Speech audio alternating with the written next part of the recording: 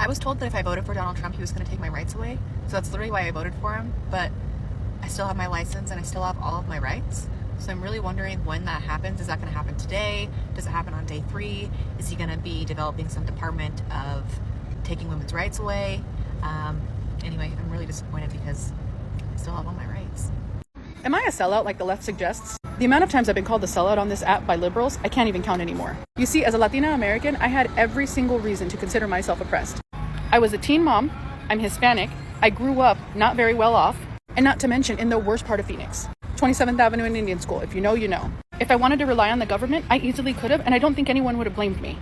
But I work in healthcare, and working around a lot of doctors, nurses, physicians, lawyers, business people, I woke up one day and thought there's got to be a better way. And when I woke up and saw the agenda that the left was trying to push on people like me and my family, I got smart and I started to do my research. And I realized that no other country in the entire world can you go to with $20 and make yourself extremely successful.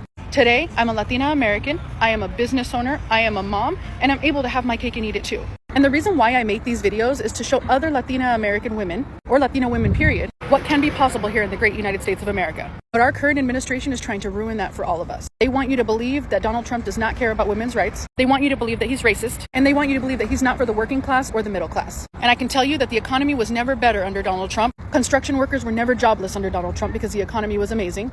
And as a woman, I never lost a single right.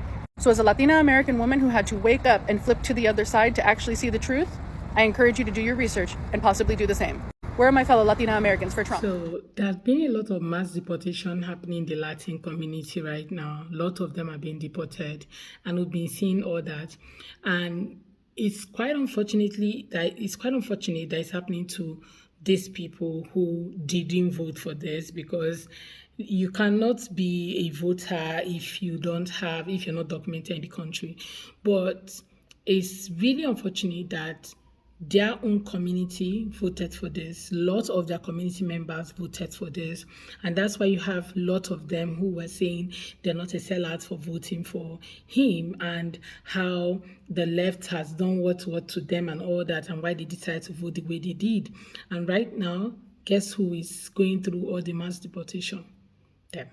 Anyway, guys, I'm just going to let some of these videos roll, then we come back and talk more. Let me know what your thoughts are in the comments, and please go ahead and subscribe to my channel if you have not already.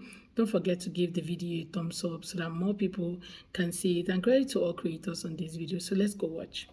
Oh, you can't just blame Latino voters. Like, yes, the fuck I can. And I say that with my immigrant-ass passport, okay? Yes, you can blame the campaign. Yes, you can blame the party. But at the end of the day, there's this little thing called personal accountability. In 2016, I was a little bit more lenient because, okay, people just don't know. They don't understand the consequences. But we lived through that presidency. What I'm hearing now, even from immigrants and documented immigrants, because yes, if you have TPS, if you had DACA, you're still undocumented under federal law. Oh, it wasn't that bad under Trump. Oh, Trump's not gonna do anything. Oh, he didn't do anything last time. Oh, yes, he didn't. He tried. The only thing that stopped him was a full resistance movement that filed lawsuits for every single one of his executive orders. What really gets me is that a lot of people who have undocumented family or themselves are undocumented will ultimately need the help of other people who told y'all, don't let this man back in office. Relying on people like myself who have been doing immigration advocacy for years, it generally makes me not want to do this shit anymore. Like next year, a lot of us are going to be helping people that couldn't even help themselves by voting for their best interest. You know where gas really going to be cheap?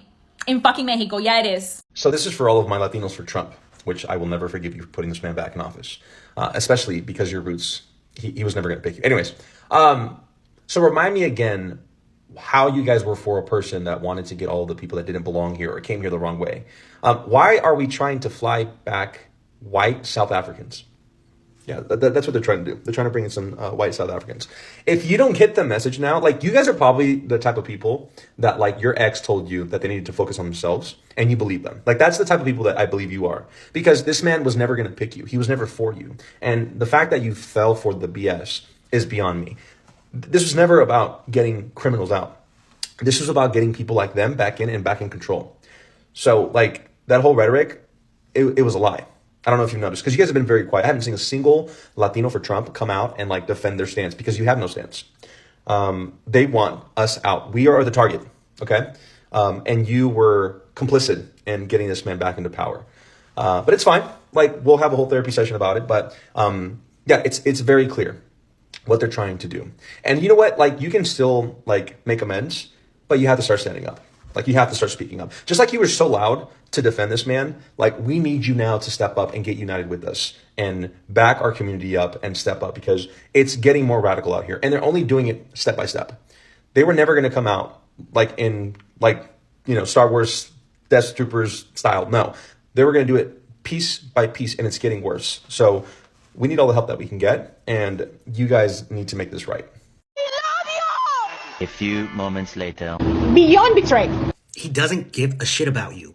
He doesn't care if you're documented. He doesn't care if you're undocumented. He doesn't care if you supported him. He doesn't care. I think what people don't understand is he hates all of us. And, you know, right now I'm talking specifically to Latinos, but also in a greater stance, he doesn't care about anyone if they're not rich or can help him.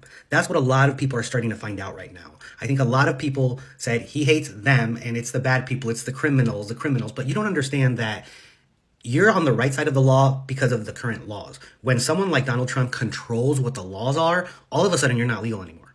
I'm DACA. I'm legal. I'm here with permission. I can work. I have all sorts of legal statuses here, even if it's temporary. If Trump is able to change that, all of a sudden I'm undocumented. All of a sudden I'm not on the right side of the law. And that's what people don't understand. When you're dealing with a man like that who has the ability and the freedom to change the laws, all of a sudden all of the people who felt safe, who said not me, it's not the same anymore. And that's one of the biggest problems. We have such a high sense of individualism that as long as it's not me or mine that are being affected, it doesn't matter what happens with everyone else. That everyone else is choosing to be on the wrong side of the law. We're not. It's simply a matter of how much control he has and the ability to now make you a criminal because he changed the law, because he put an executive order in. He doesn't give a shit about you. Farmers are seeing it now. Any white American who is on SNAP or government programs is seeing it now. And that's the thing. He never made it seem like it was you. He always made it seem like it was someone else. And he got you. Now we're starting to find out what happened to us. So for the roughly 50% of Latinos that are now seeing the truth, this is what a lot of us have been saying for a long, long time. Do not believe the creators who are going online after their following counts are starting to tank and say that I didn't know Trump was going to bring ICE and start deporting all these people. Because yes, you did. He literally ran on that on his entire campaign trail. Even when he was asked questions that didn't relate to immigration, he found a way to tie it back to his mass deportation plan. He said time and time again that on day one, he was going to initiate the largest mass deportation. He literally had mass deportation right at the top of his website for one of his campaign promises. The difference was that they didn't care at the time because it wasn't affecting their following count. So do not believe these creators who are now doubling down on their support for him and then hiding behind the excuse that they didn't know. Because yes, you did, you just did not care. And if the creator really didn't know, then that means they were so uneducated that they didn't even bother to do the proper research during this campaign. Which means they probably shouldn't have been speaking about politics to begin with. They knew, okay? They knew.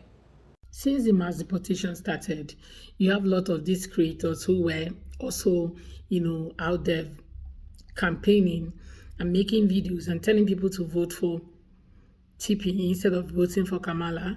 And right now, some of them are coming online to say, oh, we didn't know that he had plans for mass deportation. No, he was always talking about it.